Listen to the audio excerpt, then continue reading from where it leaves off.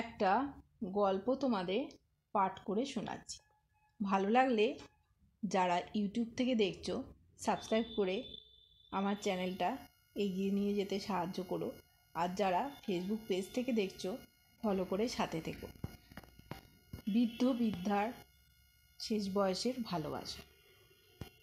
বৃদ্ধ মানুষটি রক্ত পরীক্ষার রিপোর্ট হাতে নিয়ে ঘরে ঢুকেই একটু ক্ষুব্ধ স্বরে বলে ফেলেছিলেন, জিভটা একটু সামলাও, এ মাসের রক্ত পরীক্ষায় তোমার খেয়ে না খেয়ে দুটো টেস্টেই সুগার বেড়ে গিয়েছে। ব্যাস, ওতেই মাথায় আগুন জ্বলে গিয়েছিল বৃদ্ধা। তিনিও পাল্টা দিয়েছিলেন, নিজের গাছের কটা পাকা আম ছাড়া কি ভালো মন্দটা খাই শুনি তোমার সংসারে, তাই জীবের নোলা বলছো? কাঁদো কাঁদো সুরে তিনি বলেই চলেছেন, বেশ করব, খাবো, খেয়েই মরবো, তোমাকে ভাবতে হবে না। হ্যাঁ, আমি ছাড়া কে ভাববে শুনি? বৃদ্ধ মানুষটি বলেই ফেললেন। বৃদ্ধা গলা উঁচিয়ে, ছেলে বৌমা নাতি আছে, ওরা যদি না ভাবে তো কোনো আশ্রমে চলে যাব, তবু তোমায় ভাবতে হবে না। বৌমার সামনেই আমাকে কথা শোনালে তুমি। পরিস্থিতি আরও উত্তপ্ত হওয়ার আগে একবার রেফারির ভূমিকায় বৌমা অবতীর্ণ হলেন। শাশুড়ির পক্ষ নিয়ে শ্বশুরমশাইকে কপট রাগ দেখিয়ে চুপ করিয়ে পাশের ঘরে গিয়ে বসালেন। তিনি বলতে গেলেন এক, আর হয়ে গেল উল্টো। এদিকে দুপুরে যাওয়ার সময় উনি দেখছেন যে খাবার খেতে আসেনি বৃদ্ধা, সেই ঘরে খিল দিয়েছেন তিনি। শত ডাকাডাকিতেও খুলছেন না। বৌমা দুবার ব্যর্থ হয়ে শ্বশুরমশাইকে পাঠালেন রাগ ভাঙাতে। ততক্ষণে নিজে কৃতকর্মে বৃদ্ধ অনুতপ্ত।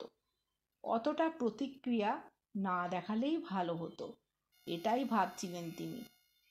দরজার বাইরে থেকেই তিনি বললেন, তোমাকে আঘাত করার জন্য বলতে চাইনি কিছু। জীবনের এতগুলো বছর একসঙ্গে কাটিয়ে দিলাম, কাজের তাগিদে বাইরে বাইরে কাটালাম। ছেলে মেয়েদেরকে মানুষ করা, তাদের পড়াশুনো, রোগ জ্বালা সব কিছু তুমিই একা হাতে সামলেছ। আমি শুধু অর্থের যোগান দিয়েই দায় সেরেছি।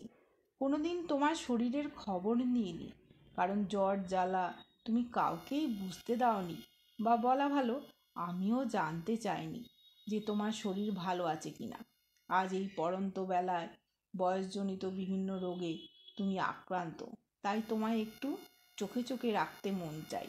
যেভাবে তুমি আমাদের এই সংসারটাকে এতদিন ধরে ধরে রেখেছ, ঠিক সেভাবেই। আর সত্যি কথা যদি বলতে হয় তাহলে বলি, আমি তোমার আগে মারা গেলেও তুমি সইতে পারবে, কিন্তু তুমি আমার আগে মারা গেলে আমি নিজেকে সামলাতে পারবো না। ছেলে বৌমা নাতিদের ওপর পূর্ণ আস্থা রেখেই বলছি। শুধু তো থাকা খাওয়া না, আরও অনেক ব্যাপার থাকে যেটা শুধু তোমার সাথেই শেয়ার করা যায়, বুঝলে? আর জেদ ধরে থেকো না, খেয়ে নাও, খালি পেটে সুগার আরও বেড়ে যাবে যে। কথাগুলো বলার পর মুখ ঘোরানো মাত্রই তিনি দেখতে পেলেন বৌমার চোখ চিকচিক করছে। তার সাথে চোকাচুকি হতেই মুখ নামিয়ে রান্নাঘরে ঢুকে গেল খাবারের আয়োজন করতে। কলেজ পাশ করা, কম্পিউটার জানা, মোবাইল চালনায় সিদ্ধহস্ত বৌমা খাবার সাজাতে সাজাতেই ভাবছেন, এতক্ষণ যা শুনলেন তা কি কোনো সিনেমার সংলাপ, নাকি এগুলো গড়পড়তা বাঙালি পরিবারে প্রতিটা বৃদ্ধের কথা, নাকি এর নামই দাম্পত্য, যেখানে বছরের পর বছর এক মুখ দেখতে দেখতে ক্লান্তি নেই। সংসারটা আমার একার না বলে একে অপরকে দোষারোপের পালা নেই।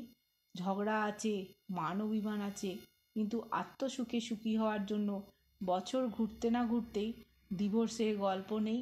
আজ শুধু একে অপরের প্রতি সীমাহীন বিশ্বাস, অপার নির্ভরতা, আর এক আকাশ অনুচ্চারিত ভালোবাসা। এসব ভাবতে ভাবতেই বাইরে থেকে আওয়াজ ভেসে এলো, বৌমা তোমার মাকে ভাত একটু কম দিও, অনেক বেলা হয়েছে তো।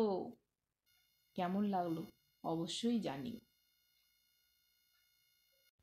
একটা